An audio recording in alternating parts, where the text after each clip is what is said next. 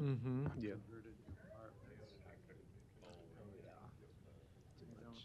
Recording in progress.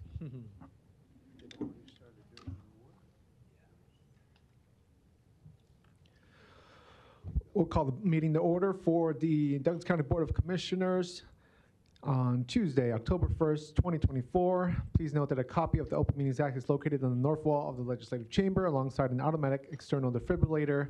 Please stand for the pledge.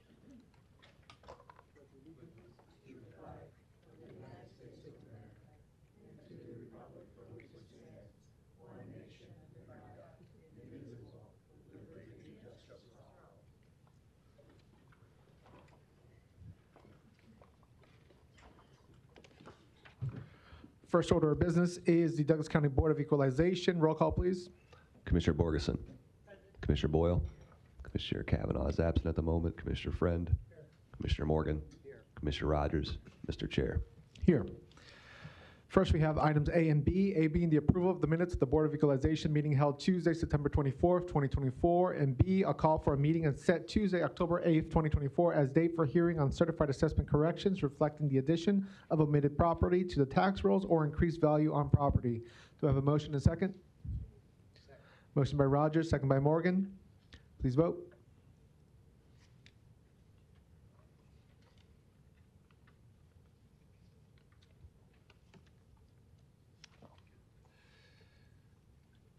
Motion passes 6-0.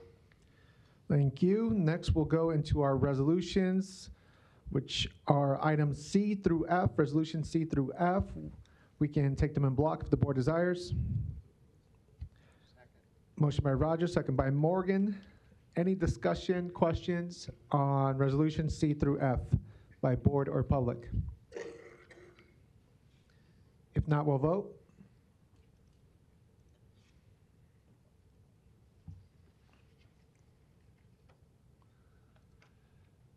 Motion passes 6-0. Thank you. Next, we'll go to the section labeled appeal. We have item G, appeal of rejection of homestead exemption for Sharon Wallahan at 1027 South 90th Street, Omaha, Nebraska, 68114. And Mr. Goodwillie, you're going to open this one up for us? Sure. Good morning, Commissioners. Mike Goodwillie, Douglas County Assessor, Register of Deeds Office. Let's start with this proposition. This relates to a homestead exemption application. And the most fundamental rule of homestead is that the person seeking the exemption both own and occupy the home. Got to live in it. This is an application we got for a property at 1027 South 90th Street.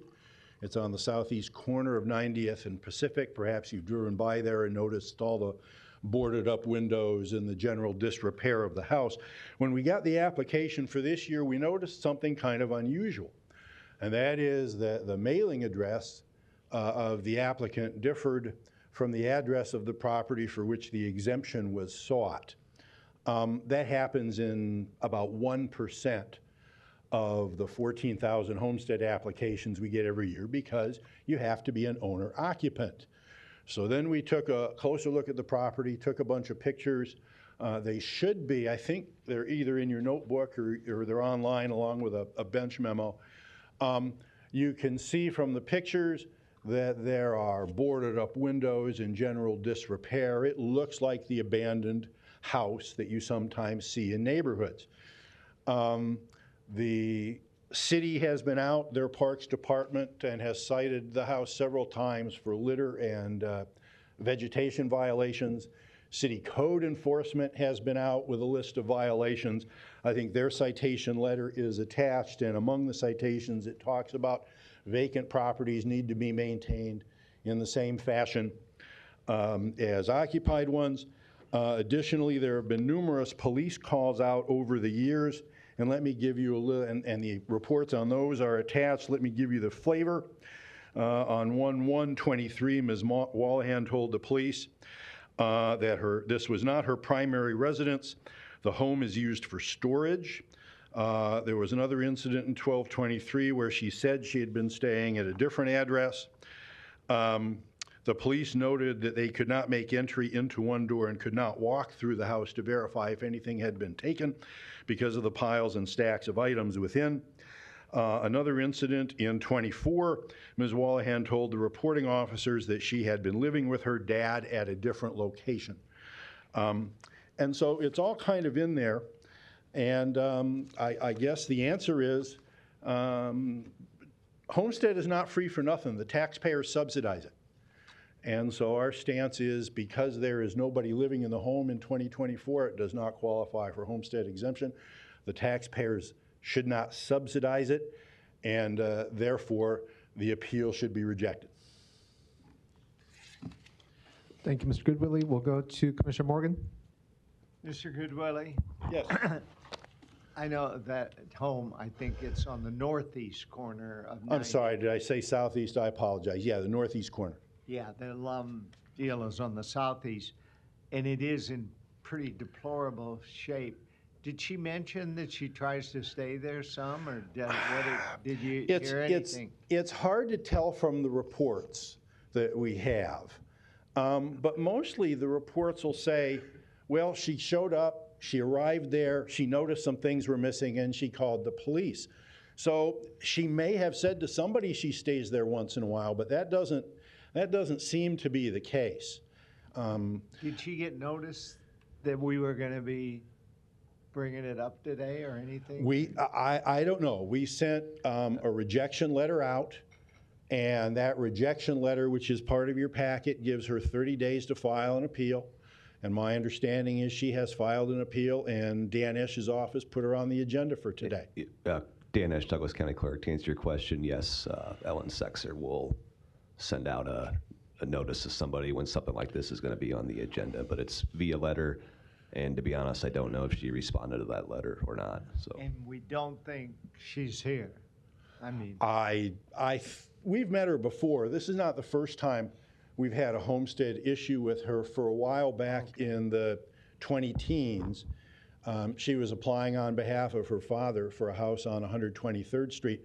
Turned out Dad didn't live there and had lived in nursing homes for many years while she was representing that he did. And what I remember of meeting her is I don't see her in the crowd today. okay, and I'd make the motion to support what the assessor has suggested. Which would be to uphold the rejection. Yes. All right. Second by Rogers. Motion initially by Morgan. Discussion on that motion. Commissioner Friend. Thank you, Mr. Chair. Mike, thanks for the information.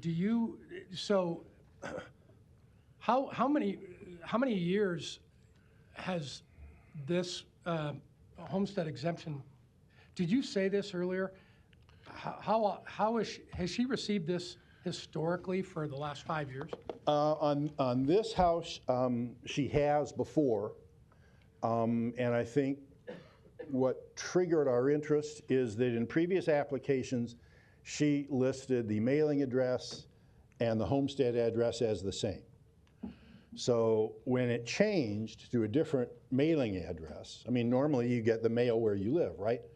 When it changed, that got us to go out and take a look at the property, and there were the boarded up windows and the grounds in disrepair, and I mean, I think the pictures are provided. If you want, I can put some up here, but you can kind of see the general disrepair of the place.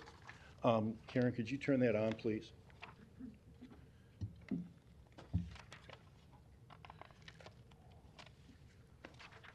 So, Turn it around. Okay. Mike, This is pretty representative. Oops. Can we focus that a little bit? That's pretty representative. You can see the disrepair in the grounds. You can see the boarded up window. Here's the garage with the address up in the upper right-hand corner.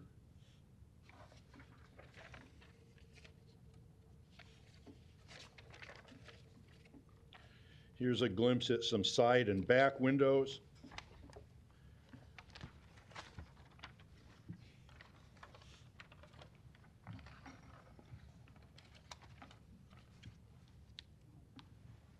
If you can see that.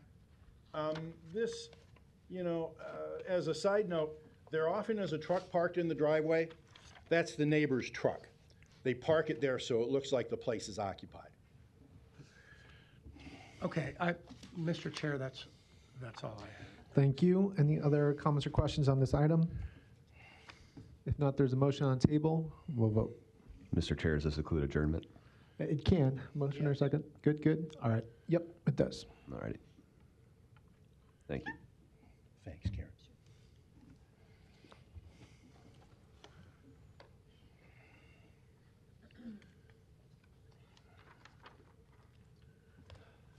Motion passes 7-0. Thank you. That concludes Board of Equalization. We'll jump into Board of Commissioners. Roll call, please. Oh, Larry, did you have an item on the appeal? Larry Storr, 5015 Lafayette Avenue, Omaha, 68132. I have a number of reasons for opposing this. His opening statement on you have to be owned and occupied. I guess that's saying that a citizen that has paid property taxes till age 81 or after cannot maintain that home as a rental property to help subsidize his stay at a early retirement center or whatever, and in hopes of passing that property on to his family, even though there's an inheritance tax to maybe discourage that. That seems to me like that is probably unconstitutional, and that rule needs to get changed. As with any law, it needs to be reasonable. That is not necessarily reasonable when you apply it across the board. Another reason is the code violations. You people come along and adopt international codes on this and international codes on that senior citizens may not be able to keep up on year after year. So it seems that the plan is the city can go out and inspect a property and declare it unusable because of code violations. And then pretty soon you have a community discussion about blighted property. Then pretty soon the whole block area is deteriorated. You go in and declare the property values next to nothing, or developer develops and gets a break. At the top of Hamilton Street, about 42nd Street in the Walnut Hill district, there is an apartment building, and a whole block there between east of Saddle Creek, between Hamilton and Lafayette. In fact, I think this is on Lafayette, about 43rd, 44th, has been abandoned for quite some time, probably by homeless people that broke into it and has destroyed the property, and people are now dumping their trash there. The city has done nothing except post a sign a long time ago and done nothing with it. I don't know if that's on the city's property tax rolls now or not. And maybe the city owns it. Maybe the city land bank bought it. You people need to do something about it. If you're going to do it to her or refuse me, even we're on homestead, then you ought to need to do it to yourselves and to the city. So please go clean that up. And while you're at it, the area around the Mega Saver on Hamilton and Saddle Creek needs to be cleaned up too. Another reason is almost 1 year ago today, I was excoriated for protesting property tax exemption for an Islamic center. I'd like to resubmit another document. Larry, that's off topic. We're on 1027 South 90th Street. Just a quick point under my constitutional right. Anything else on 1027 South 90th Street, Larry? Yeah, okay. Keep it up. Thank you. Yeah. All right. Tax exemptions for Islamic organizations. That's not the topic at is the moment, Larry. unconstitutional, Roger. That's not the topic at the moment, Larry. Thank you. We'll move on to Board of Commissioners. Roll call, please. Commissioner Borgeson, Commissioner Boyle, Commissioner Kavanaugh, Commissioner Friend, Commissioner Morgan, Commissioner Rogers, Mr. Chair. Here. First item of business are the minutes and claims in Section 1A, being the approval of minutes of Board of Commissioners meeting held Tuesday, September 24th, 2024, and B, the approval of claims submitted for payment process through Tuesday, October 1st, 2024. Do I have a motion and a second? Motion by Rogers, second by Morgan. Please vote.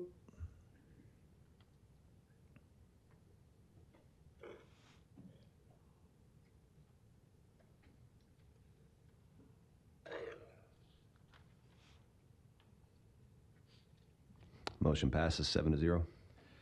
Thank you. Next, we'll go to consent agenda. Before we motion for discussion, I think Mr. Clerk has an item to remove. Yeah, Dan Esch, Douglas County Clerk. So item A, we're going to remove. This is a quarterly item my office does every quarter. And there's just nothing to report this quarter, so there's no action that needs to be taken. And then I just wanted to point out on item H, and updated documentation has been provided. The agenda says 2024, and it should say 2025. Got it. Thank you. Do we want to approve with the removal of A? Motion by Rogers. Second by Friend. Discussion on consent agenda items? Yes. Commissioner Rogers?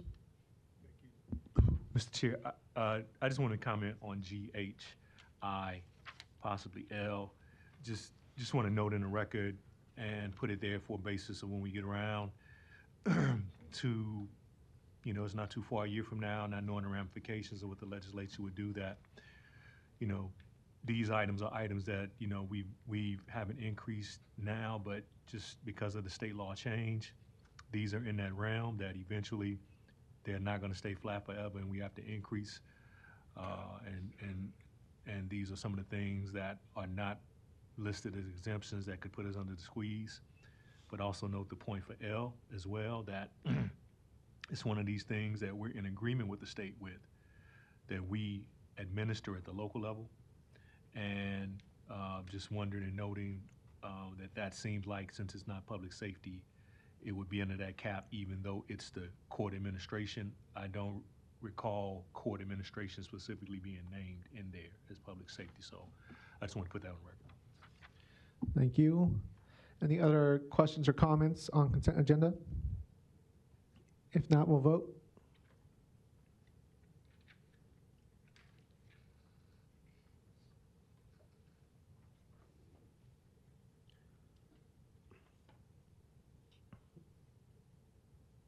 Motion passes 7-0. Thank you. Next, we'll go to our presentations. We have presentation A, overview of the November 5th presidential general election. I shall toss it to Commissioner Brian Cruz and company.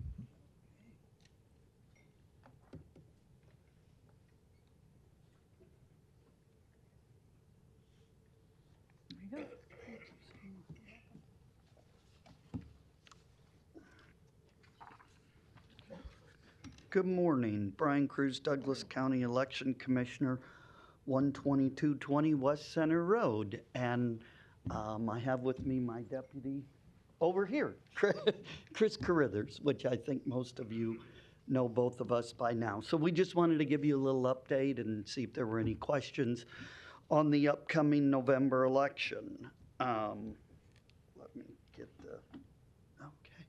So obviously most of you know, for the public, we're at 120th and Center in the Bel Air Plaza. We've been there 5 years now. So in-person early voting starts on Monday at our location, this location. If you like to vote in-person early, we always encourage you to do so earlier rather than later. The longer you wait, the longer the lines get. Our website. It's votedouglascounty.com. There's a lot of useful information here, but probably the most useful piece of information on our website this election will be right there, the Find Your Voting Information. If you put a little bit of information in there, it will take you to a PDF, the exact ballot, the exact candidates and issues that that individual we'll be voting on. This is an unprecedented ballot in Douglas County. We have president, 2 senators for the first time in many, many years, because we have a 2-year term senator and a 6-year term senator because of the way Mr. Sass, our former senator, resigned.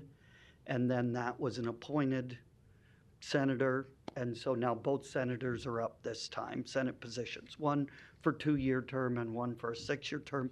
Congress, then we have many other what we call down ballot issues. Some of you are on the ballot, OPPD boards, natural resource districts. There will be judges on there to retain judges. And then there will be 6 issues from the state of Nebraska, referendums and issues. And then if you live in the city of Omaha, you will have an additional 9 issues to vote on. 2 city charter amendments, 6 city bond issues, and a good life economic district. So if you live in the city of Omaha, which I think we heard last week, it's like 80% of the residents in Douglas County now are in the city of Omaha, you'll have 15 issues to vote on. It's a 2-page ballot, front and back, and the second page of your ballot will be literally nothing but issues, both front and back. So the name of the game here is just to be an informed voter. If you like to vote by mail, you can sit at your kitchen table and do it, but if you're heading to your polling place, be sure and study those ahead of time so you know what you're up against. So we have about 362,000 registered voters in Douglas County as of September 25th. I'm expecting 365, 367 by the time voter registration closes on October 25th. So we have 5 parties now in the state of Nebraska. We've got Democrat and Republican, which everybody knows, but we also have Libertarian, legal marijuana now, and a no labels party, in addition to nonpartisans. And of course, nonpartisans are about 25% of all registered voters now. They don't want to be affiliated with any party. Sometimes they're called independent in Nebraska. The official term's nonpartisan. So the general election on November 5th, we'll have 3,000 election workers strong across the county, across our 207 polling places, physical buildings. So approximately 2,400 of those will be poll workers. On election day, we will have at almost all locations 10 poll workers. So we have doubled the number of poll workers for this election because we know the turnout will be greater. We just want to keep things moving and be able for voters to have the best possible experience they can. Speaking of poll workers, there is a story today, National Public Radio. There was a Nebraska reporter that came and interviewed myself and my poll worker coordinator last week. And the article is on NPR Nebraska this morning, but it's also on their national site. And it also went out in Election Line, it's called. It's our national organization literature that goes out every day to all the election officials across the nation. And it's about how we draft poll workers here. And about how, you know, the average age of our poll worker is in the low to mid 50s as opposed to the nation. One of the other big advantages is folks that do this, they get to learn about the process and they're amazed by what goes in it. And we hear over and over again, they're amazed at how much work goes into it and how secure and safe our elections are. So if you get a chance, you may just look at that. It's kind of a fun article for us this morning. So there's basically 3 options in Nebraska and in Douglas County. So if you like to vote by mail, you have to request a ballot. You can do that up until October 25th at 6 p.m. The easiest way to do that is if you got one of our green postcards, to use that and return it. If you didn't, you can go to our website, votedouglascounty.com, go under the envelope icon and print the form off there. and fill that out. There's a variety of ways you can return it. There are outside organizations, which is permitted, that are sending early voting apps out. There's one, Center for Voter Integrity, I think it is. There's also another one we've discovered in the last couple days out of Texas. The unfortunate part about these organizations is we have tried to work with them to make sure that data is clean and good and they're not duplicating and sending duplicates to voters and causing voter confusion. Unfortunately, that hasn't been real successful. They haven't been real cooperative with us. It appears as though from the calls we're getting, this one out of Texas now, somehow they got names on wrong addresses. So we're getting those calls now. So if you get a third-party request for an EV ballot, you can certainly use that. But again, the safest and simplest way is just use our green card or go to our website. If you have a question, please call our office at 444-VOTE. We're happy to help you kind of figure that out. In-person voting starts October 7th at our office. Normal business hours are 8:30 a.m. to 5 p.m. Monday through Friday. We will be closed to the public for Columbus Day. But we will be open the 2 Saturdays prior to the election as a convenience to voters from 9 a.m. to 1 p.m. And then, of course, if you like to vote at your polling place, you can head out on Election Day. Those are open 8 a.m. to 8 p.m., 207 physical locations across the county. Again, just make sure you know where you're going before you head out the door, and you can find that again at the Find Your Voting Information. So in Douglas County now, we're about 50% polling place and 50% early voting in Douglas County. And voters should vote in whichever way they're comfortable with. So again, early voting ballots, you gotta sign the back of your envelope. You have to sign this in order for it to be counted. If you don't, and we have a way to contact you, the voter, we will either email you or we will call you and attempt to let you know that. You do not have to fill out a new ballot. You can simply come to our office, sign your envelope, and you just need to do that during our office hours before 8 p.m. on election night. So again, we'll reach out to you if we have the ability to do that. Drop boxes. We've got 13 drop boxes around the county. Drop boxes are safe, they're secure, our voters have embraced them. 77% of all early voting ballots are now returned via one of our drop boxes. Our drop boxes are under 24/7 camera surveillance.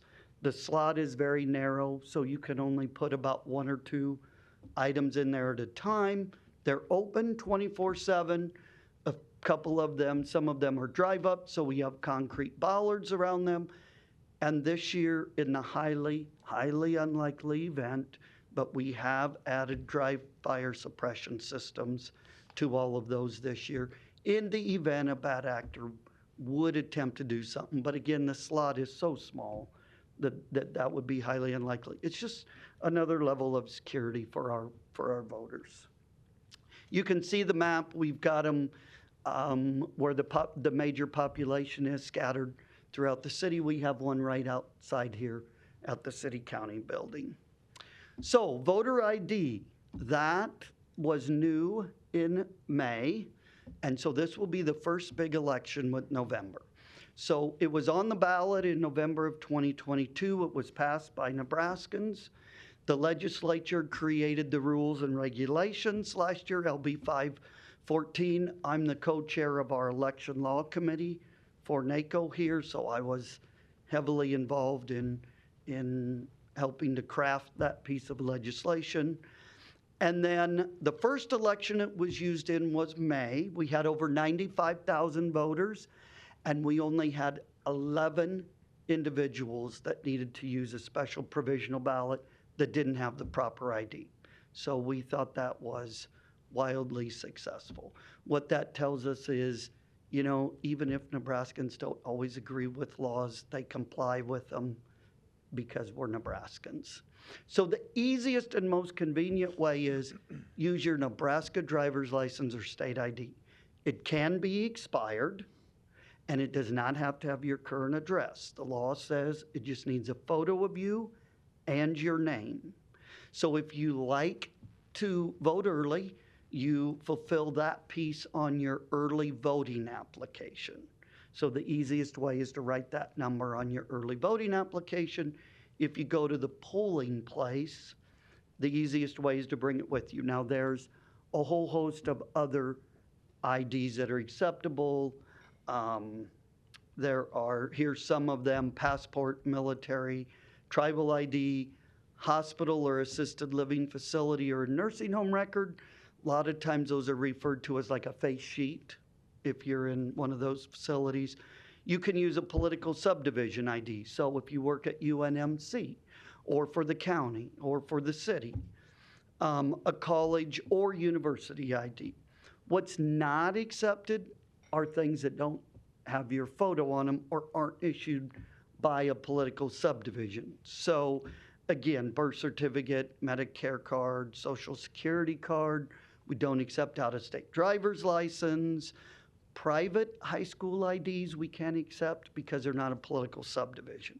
So Creighton Prep, the Lutheran High School. Out-of-state college IDs are not accepted. Also, we understand Costco and Sam's. Everybody has one. It's got your photo on it. It's got your name on it, but it's a private entity. So we can't accept that. If you have an issue getting an ID, you can get a free ID from the DMV for the purposes of voting. You can get a free state ID. But we always encourage voters to contact the DMV before you head over there, because you may need documents to get that free ID in order to vote. Now, if you already have a driver's license, don't go get an ID. It's one or the other. You don't need a state ID to vote. You just need one or the other. So if you forgot your ID, again, if you forgot your ID when you mail in your request, we'll attempt to contact you if we have a way so we can get that corrected. If you show up at the polling place and forgot your ID, there's two options. The simplest and easiest way would be to go retrieve it if you have the ability to do that and come back. If you don't have the ability to do that, you can fill out a provisional ballot, and then you have until 7 days, the following Tuesday, to bring the ID into our office and show us, and then your provisional ballot will be accepted. And again, we will be open that Saturday following the election from 9 a.m. to 11 a.m. as a convenience to voters who may need that option. So we'll just talk about election integrity a little bit, and then we'll wrap up here. So again, I've kind of gone over some of this in the past, but our building has physical, security. It's a brick building. We have a security system, obviously. There are cameras inside and out. We've got 39 cameras at our location, and then the 13 cameras on the drop boxes. So we have 52 cameras that are monitored now, just for the election commission alone. We've got windows into the counting room right behind the front counter there where folks can see the counting machines and the printing of the ballots. We have controlled access, the swipe cards to get in where ballots are, like the counting room and the vault. It's double authentication with a PIN pad. And then inside the vault, we have different safes for different military-grade thumb drives, that blank ones and ones we use for the results and things of that nature.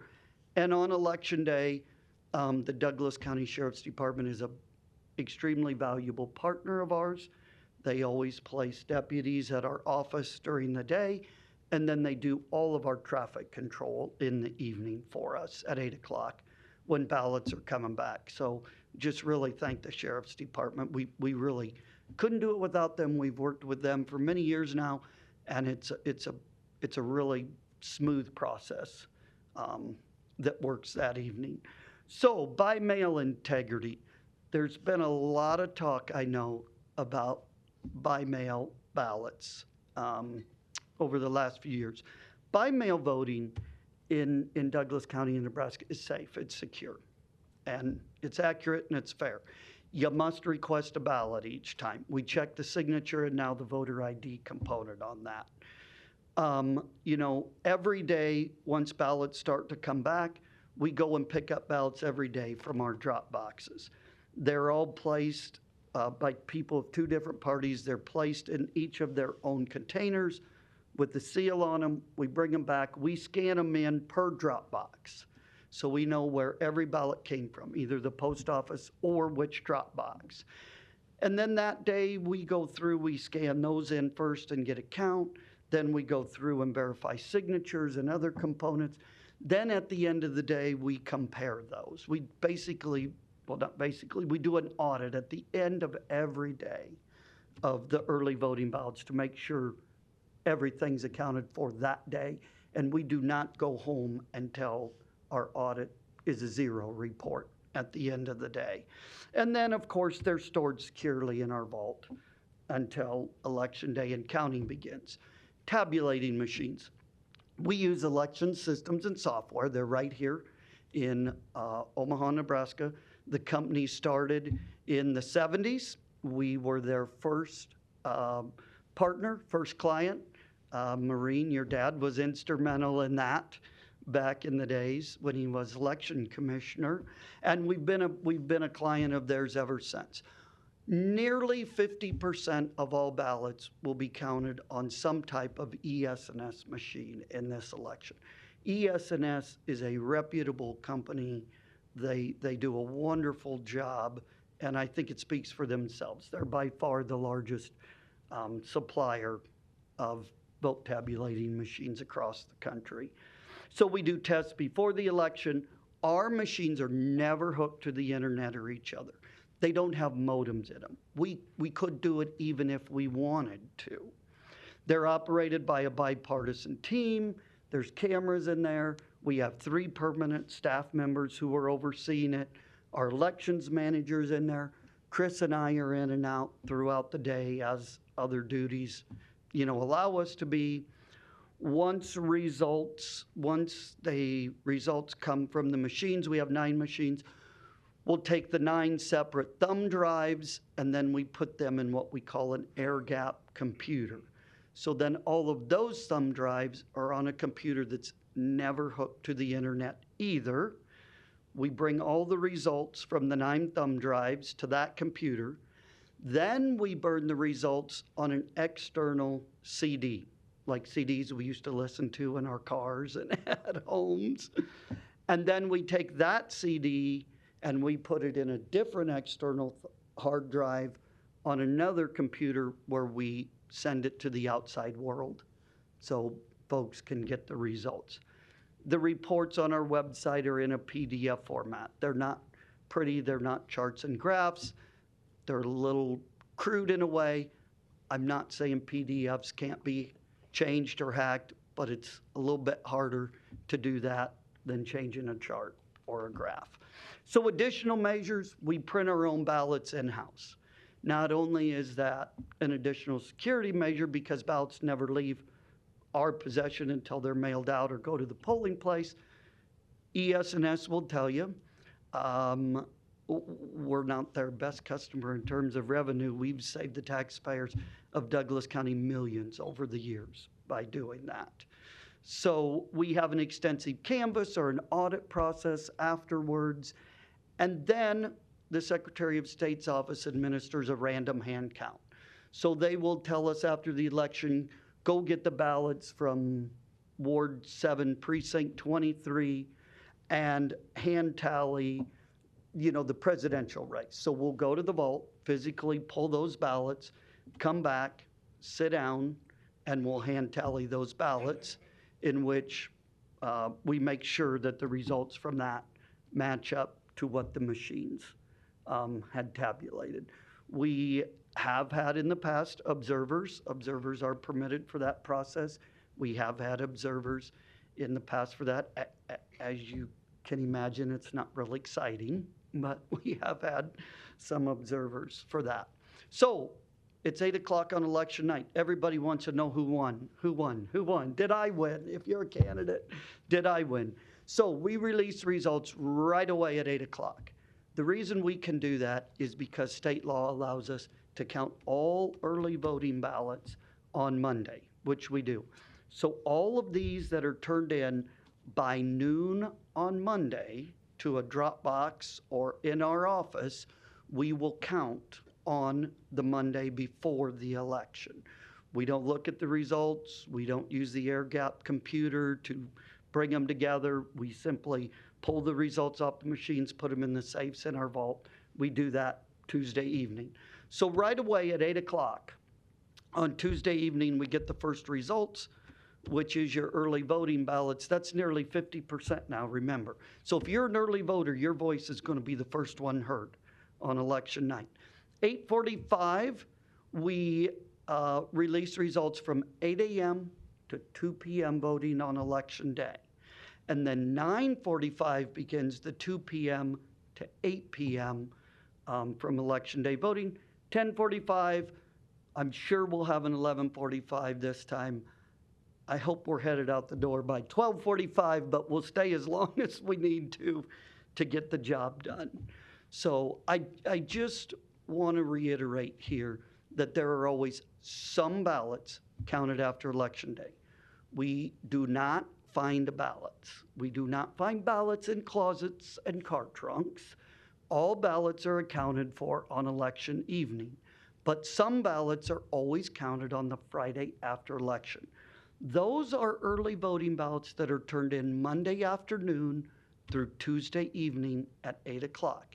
The reason that is because on election day, all of our workstations and all of our people are supporting election day.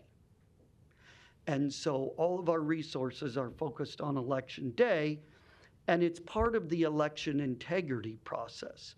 So Wednesday and Thursday, we have to verify signatures, and we have to do the other election integrity things. And then we have to open them, and we count those on Friday. And then the second Friday after election, that's when provisionals are counted.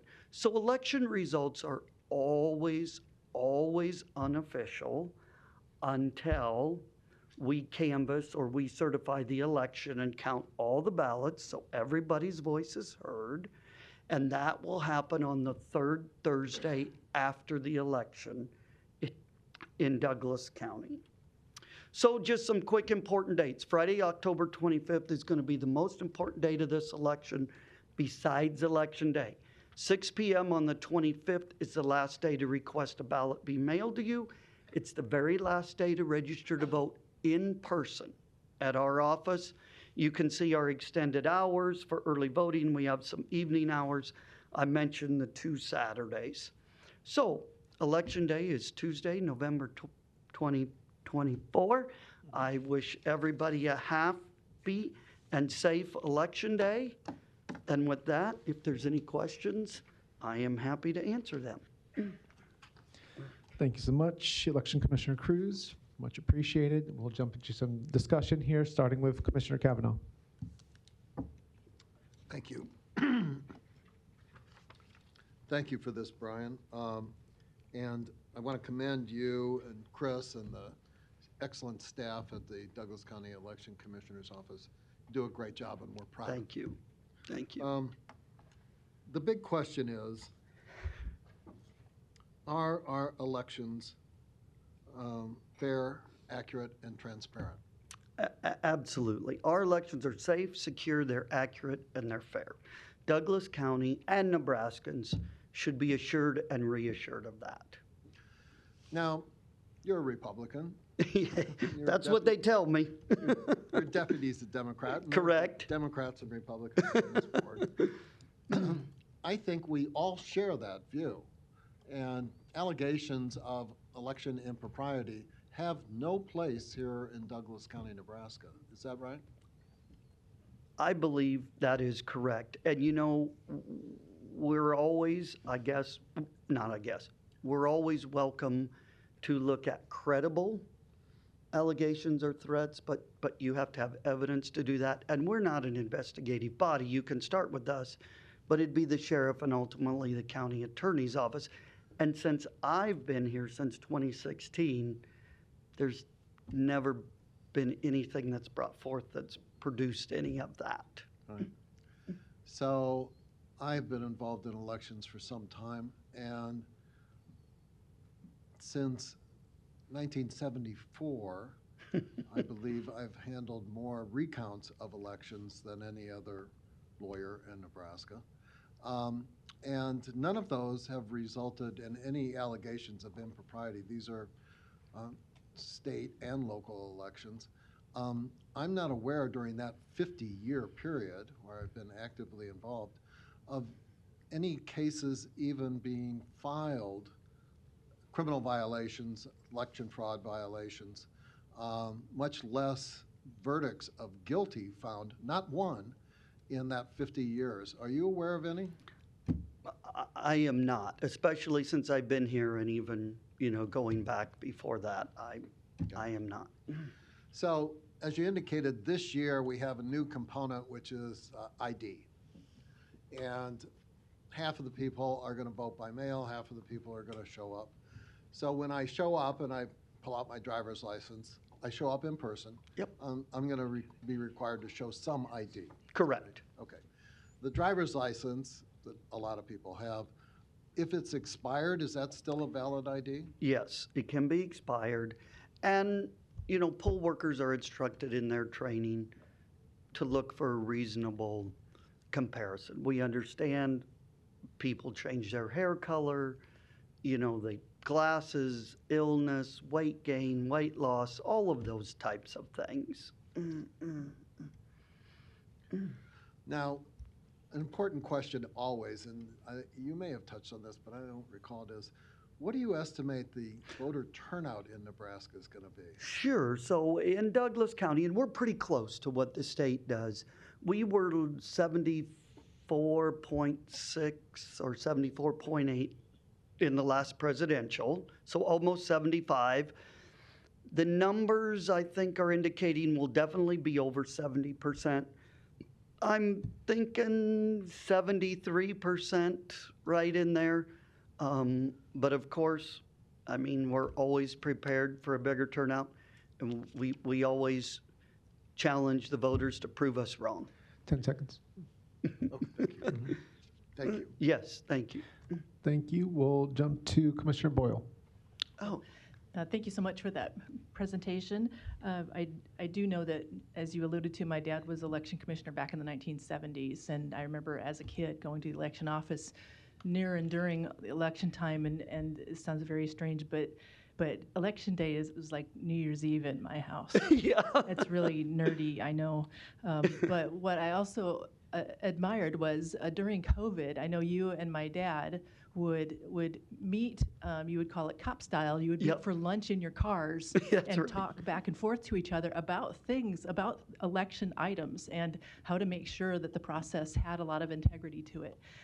And I always respected that about you. And it's always funny because, again, you're a Republican and, we're Democrats and hardcore Democrats. But what it also ingrained in me, even as a kid, as an adult, is it's good that you can have be in different political parties and still have just basic integrity and want to do the right thing. And my dad was like that, and Brian, I will say that you are like that too. So I respect you for that, and I have no doubt your integrity is unquestionable when it comes to election integrity, and I want to make sure that you know that. Thank you. That means a lot, Maureen. Thank you. So, and then just now I have some practical questions, of course.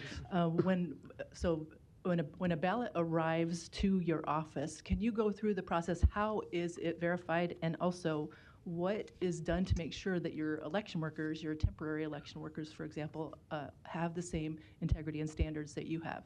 Sure. So first of all, we do, for this election, we'll hire about 150 full-time and part-time temps to help, process all the early voting requests and by mail ballots.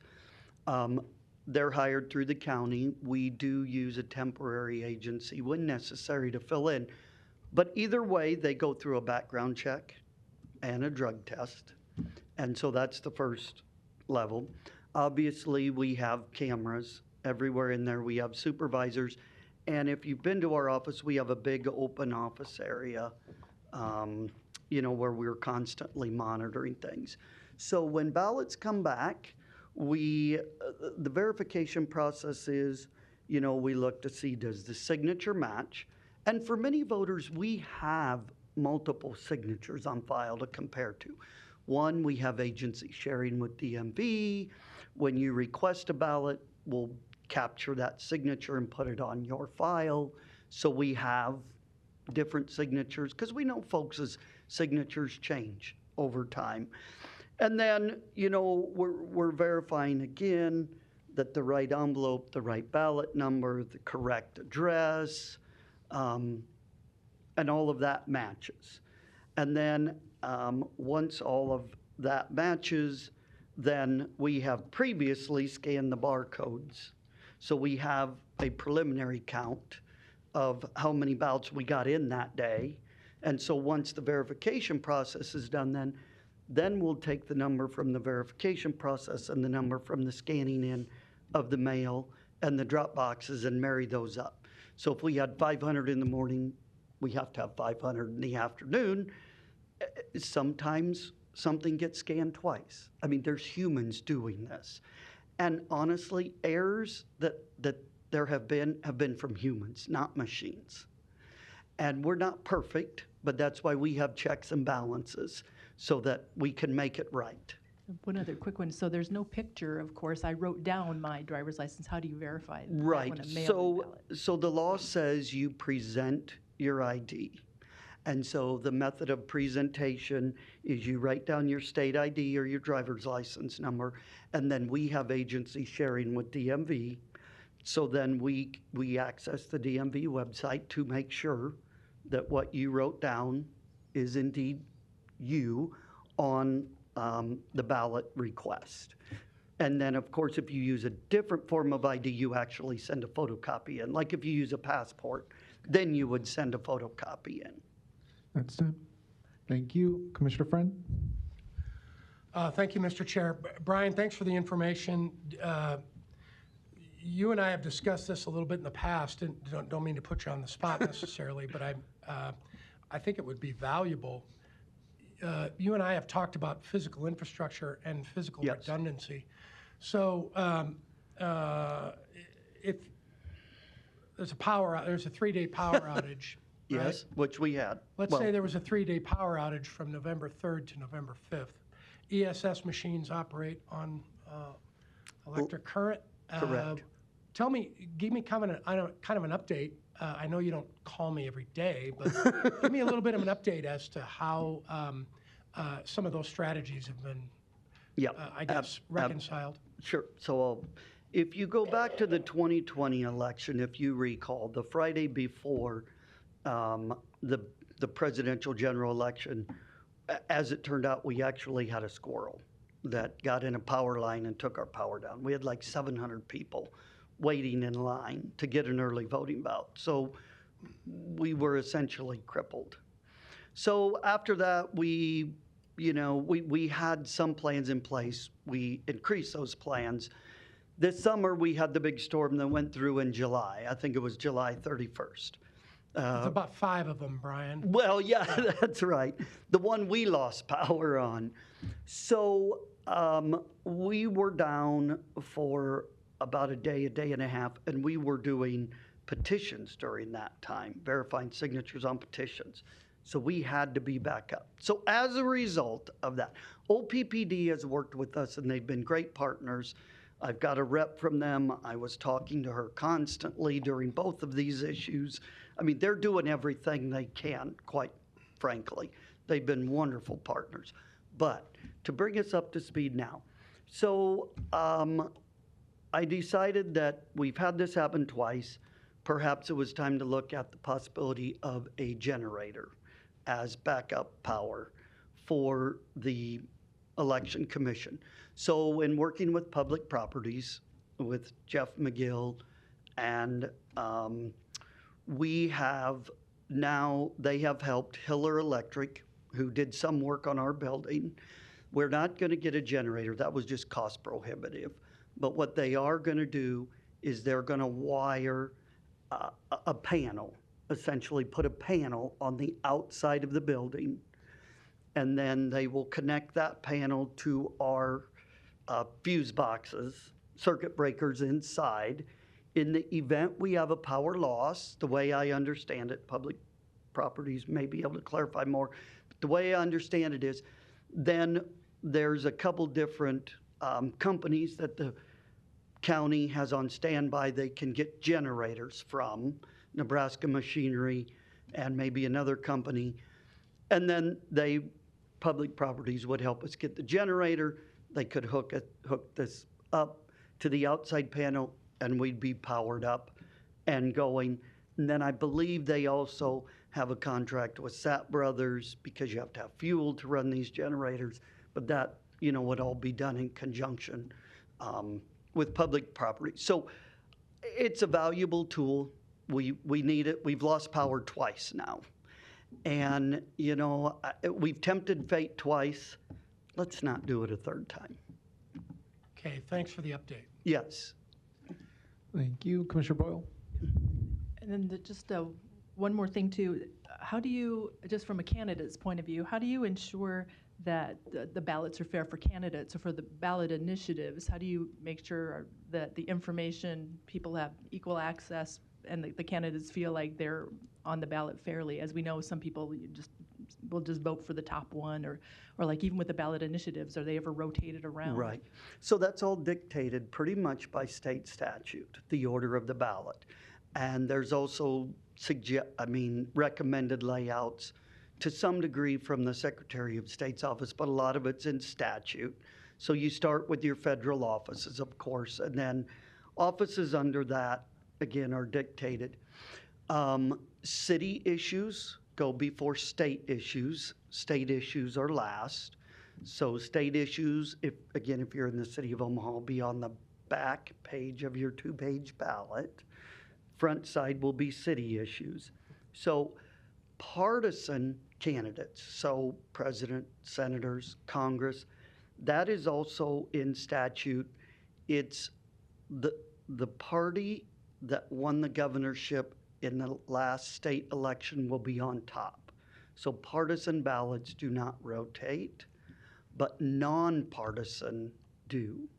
So nonpartisans rotate. So if there's 3 candidates, every third warden split will rotate. And of course, we have all kinds of checks and balances to do that. We do all kinds of test stacks with myself, my deputy, and our temp employees. We look these over and make sure they're rotating properly, and things of that nature. So that's essentially how it happens. We call it the ballot layout. That's how the ballot layout happens. I see. And then again, can you just go over, I didn't read that state statute, didn't know it existed. Can you kind of go over what the general order is? Yes. So the general order will be federal offices. So president, 2 senators, Congress. And then after that, we have county offices. And then after that, it's metropolitan community colleges. And then other offices, OPPD, NRDs, they'll kind of fall in place there. And then you have your judges, where you vote to retain a judge, yes or no. And then you go into your city, city issues, and then your statewide issues. Okay. All right. Very good. Thank you. Other comments or questions, including from the public? Okay, well, I'd just like to thank the board for their support on behalf of my deputy, Chris, and everybody at the election office and the 3,000 vote election workers across Douglas County. Thank you for your support. It means a lot to us, and we appreciate it. So thank you. Thank you, Commissioner And Cruz. happy Election Day. Appreciate it. We'll take comments, questions. Larry?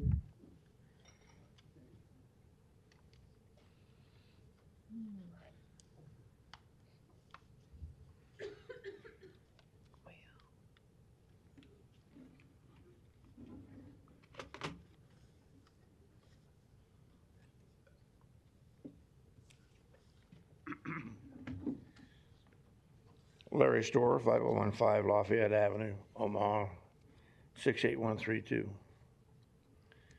I'm here today to protest the presentation by our election commissioner. I want to tell you that I'm speaking not only for myself, but what I consider as we the people of the United States. We no longer trust our government.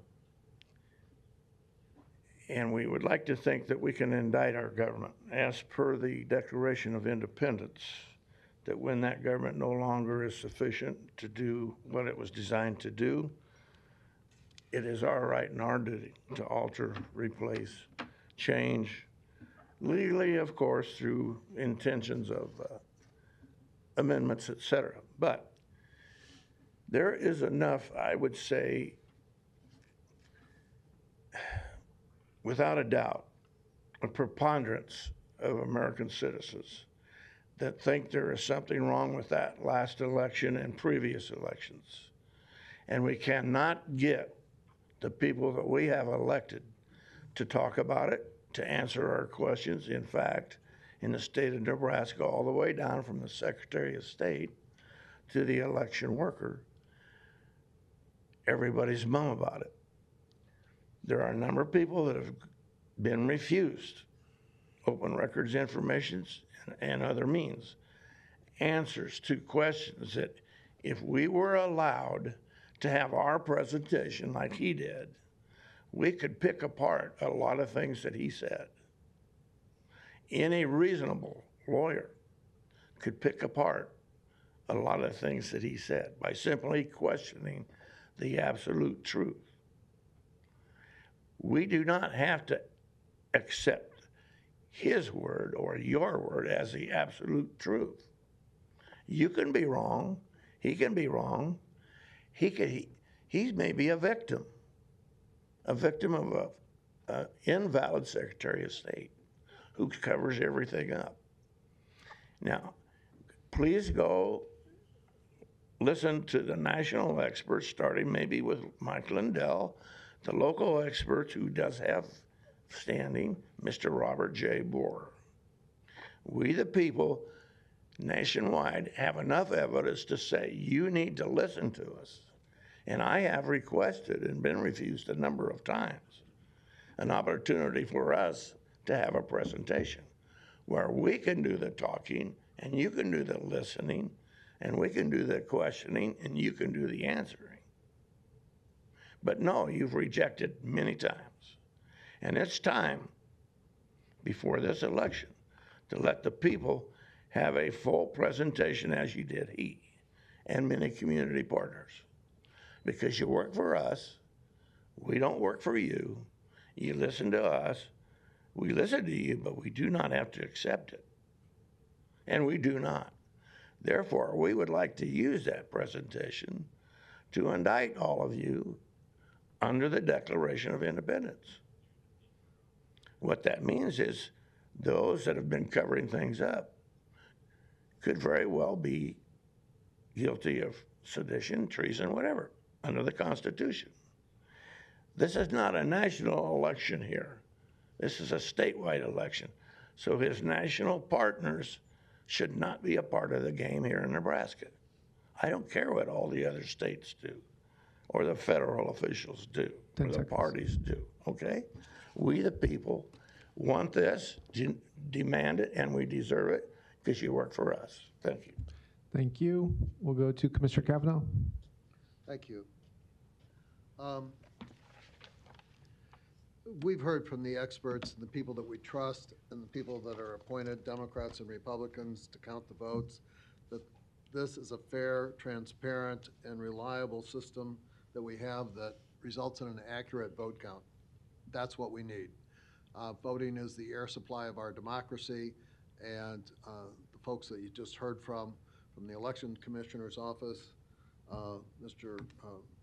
Cruz and Mr. Carruthers, do an excellent job with their staffs of getting us a fair and honest vote, backed up by thousands of people, regular citizens who man our polling places, the United States Postal Service, which delivers our mail, and I think that what we have here is a fair, open, and transparent election process.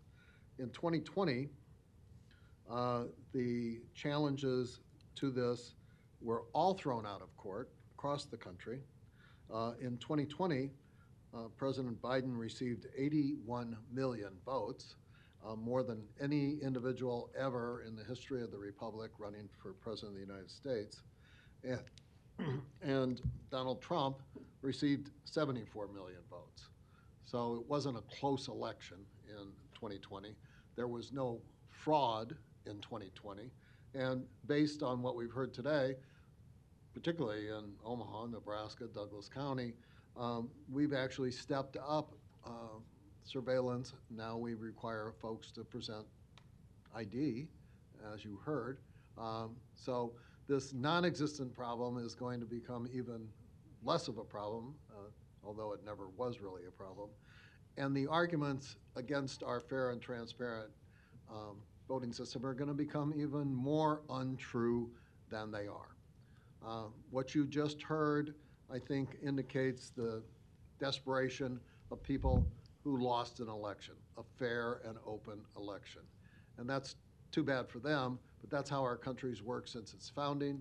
It's working fine now, and we look forward to a fair and accurate count by these respected public servants in the next election. There has not been any fraud, there is not fraud, and there will not be fraud. We have a fair election system. The only thing that we need is for everybody to vote.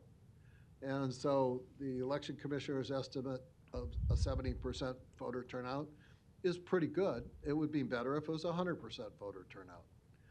That's the thing that we need. Everybody needs to vote. If you're an adult in the United States, you need to vote.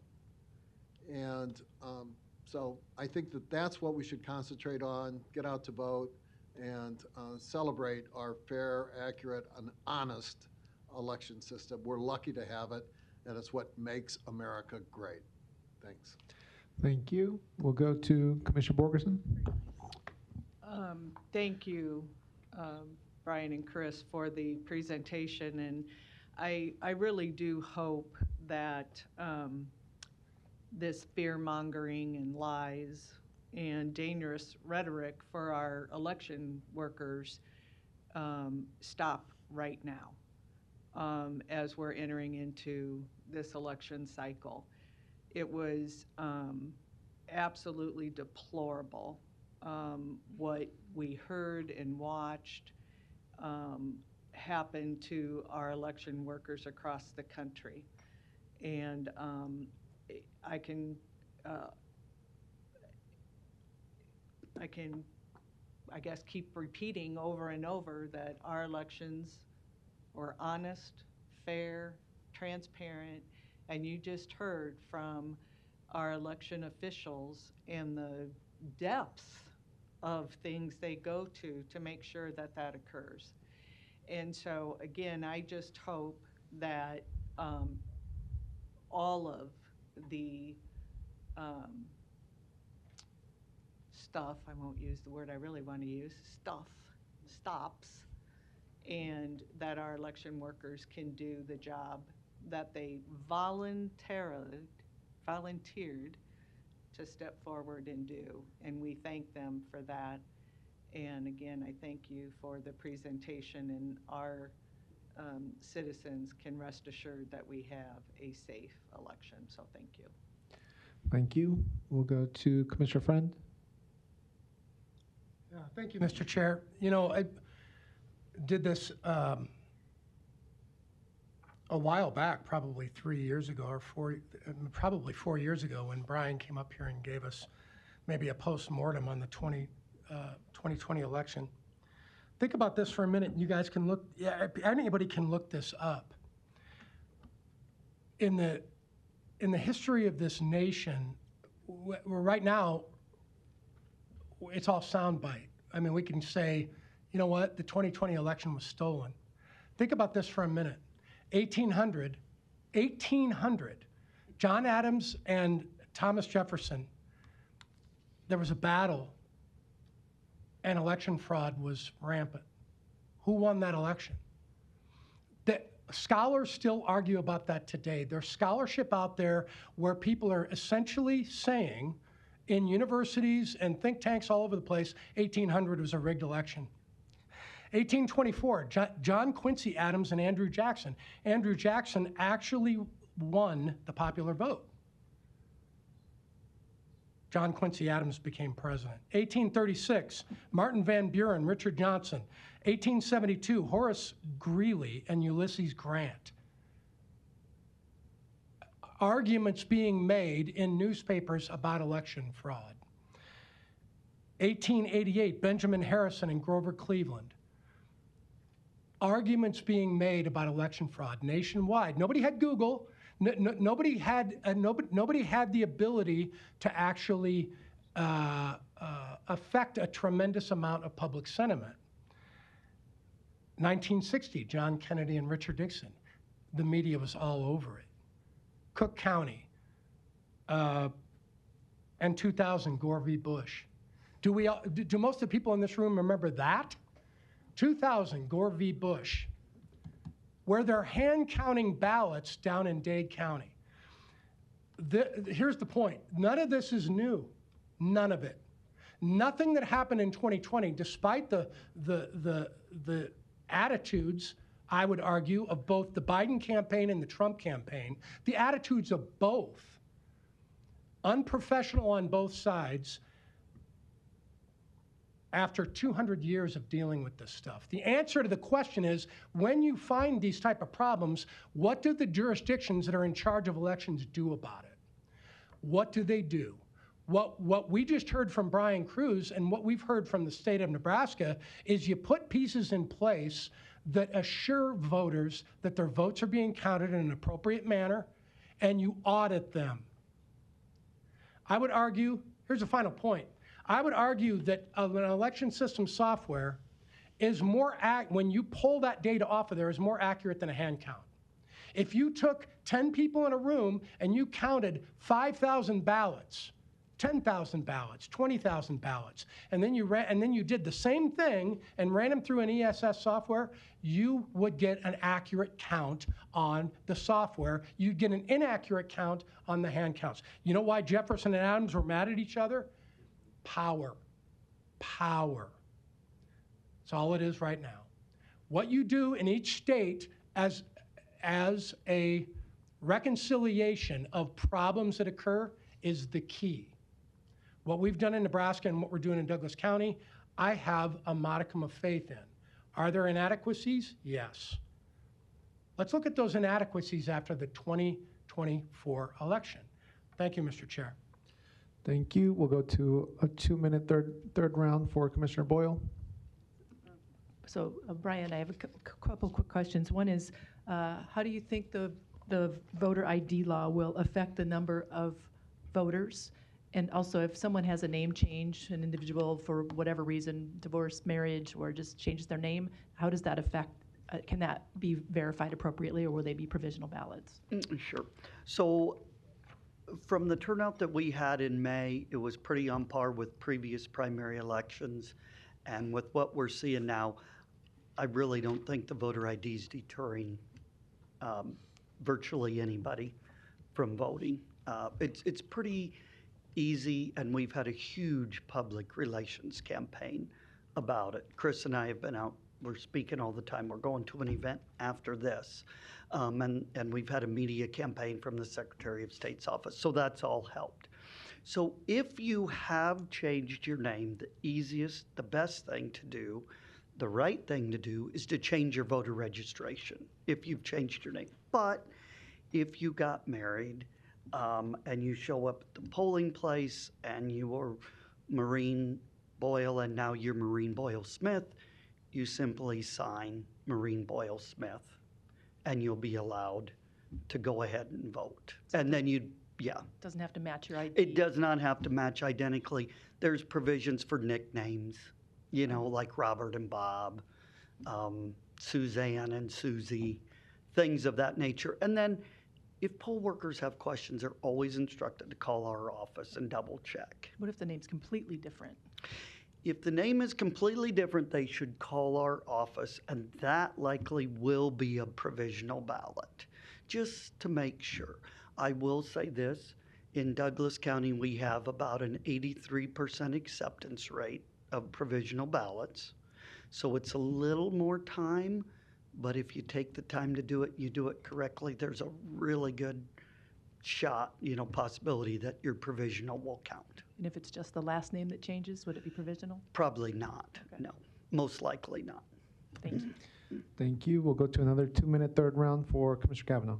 Brian, just a second. You You touch betcha. on an interesting category, these provisional ballots, Yeah. which are, I show up, something is unclear, but we'll take your ballot provisionally, and then we will check down the line to see if everything is straight. So just bear with me, but say I walked up to my polling place, and I get up there, and I don't have my billfold. I left it at home, so I don't have any ID. Can I vote provisionally and then provide my ID subsequently? Yes, you can. So you vote a provisional, and then you have 7 days to come to our office and present your ID.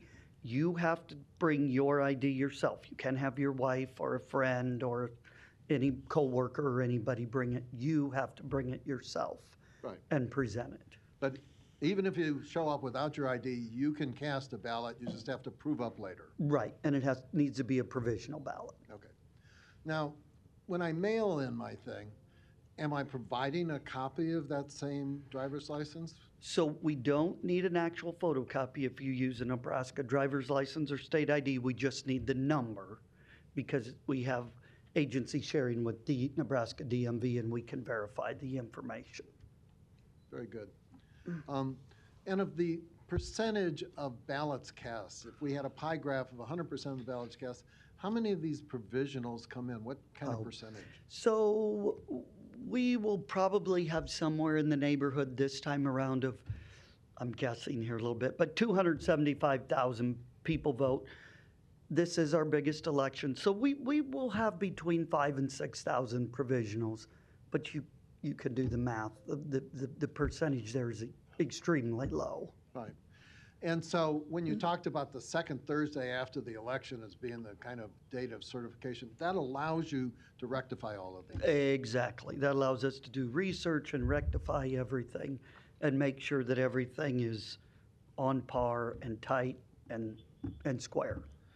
Thank Next you. time. Thank you. Any other comments or questions on this item? Otherwise, thank you again. Chris and Brian, appreciate you. We'll move on in our agenda to section 5, public hearings. We have 3 total.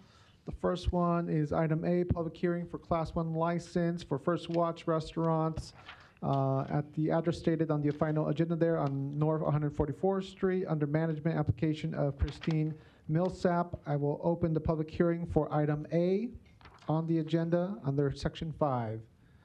Is there any comments or questions from board or public on item A? If not, I will now close the public hearing. What is the will of the board? Motion by Borgeson, second by Morgan. Please vote.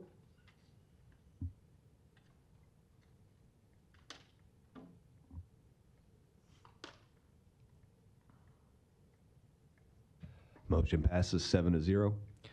Thank you. Next, we have item B, a public hearing for Class C license for Hey J Coffee at the address listed on the final agenda on North 157th Street under management application of Dina Hannum. I shall now open the public hearing for item 5B. Is there any questions or comments from board or public on item B? If not, I will close the public hearing. What is the will of the board? Motion by Borgeson, second by Friend. Please vote.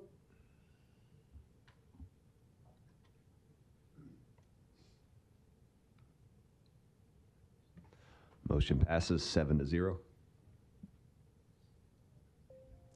Thank you. Next is item C under public hearings, which is in addition to premise license for Live Good Omaha LLC, DBA Symphony Point at the address listed on the final agenda on South 193rd Street in Elkhorn.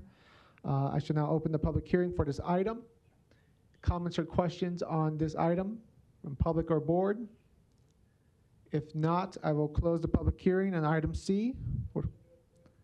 Motion by Borgerson, second by Rogers. Please vote.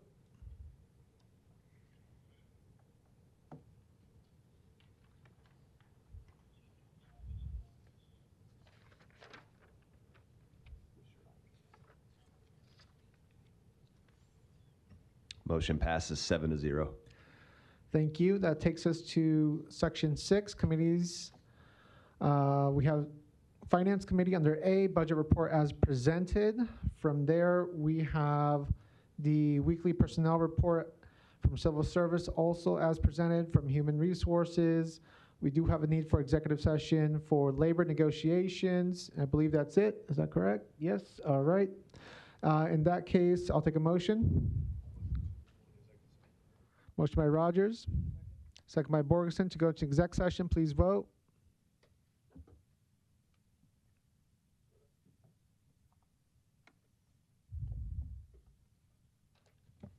Motion passes 7-0.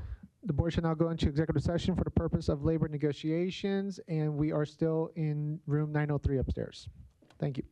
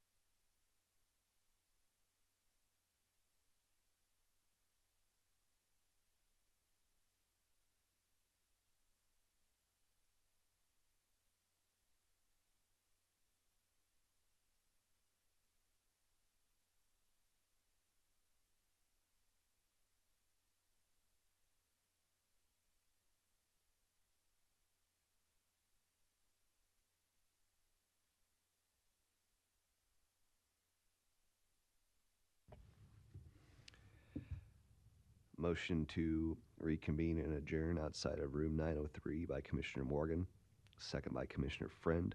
The motion passed 6-0. Commissioner Kavanaugh was absent. The meeting adjourned at 10:48 a.m.